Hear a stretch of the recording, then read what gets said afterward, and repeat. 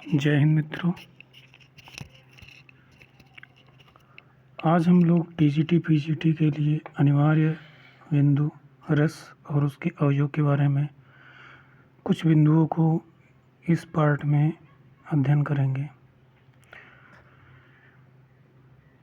पहले रस को समझते हैं।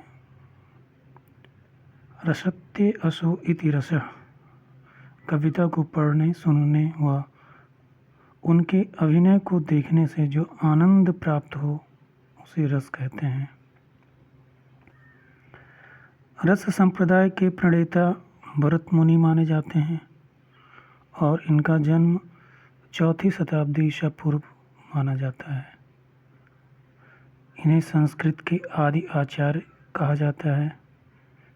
इन्होंने नाट्यशास्त्र नामक ग्रंथ लिखा।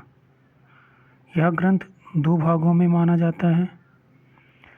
पहला जो 36 भाग है वो चौखंबा प्रकाशन वाराणसी के अनुसार माना जाता है और दूसरा जो 37 भाग है वह निर्णय सागर प्रेस मुंबई के अनुसार माना जाता है। रस का वर्णन इस ग्रंथ के में 6वें व 7वां जो भाग है उसमें रस के बारे में वर्णन किया गया है। रस शब्द का अर्थ विभिन्न ग्रंथों में या विद्वानों के अनुसार भिन्न भिन्न है।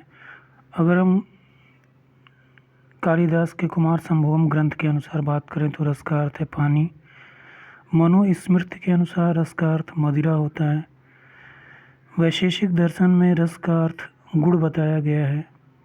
कालिदास के द्वारा रस का अर्थ स्वाद होता है और रघुवंशम ग्रंथ के अनुसार रस का अर्थ आनंद है।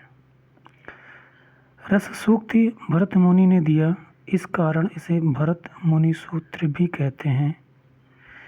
विभावानुभाव व्यभिचारी संयोगाद्र रुनिष्पत्ति। रस के 4 अंग हैं: अस्थाई भाव, विभाव, अनुभाव और संचारी भाव।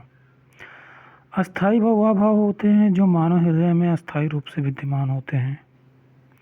अगर हम विभाव की बात करें तो अस्थाई भाव के उत्पन्न होने का जो कारण होता है, जिन वजहों से अस्थाई भाव उत्पन्न होता है वह विभाव होता है।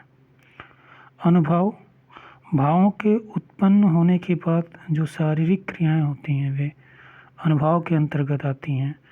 और संचारी भाव वे भाव जो पानी के बुलबुले की तरह उठती हैं और फिर विलीन हो जाती हैं, उन्हें संचारी भाव कहा जाता है।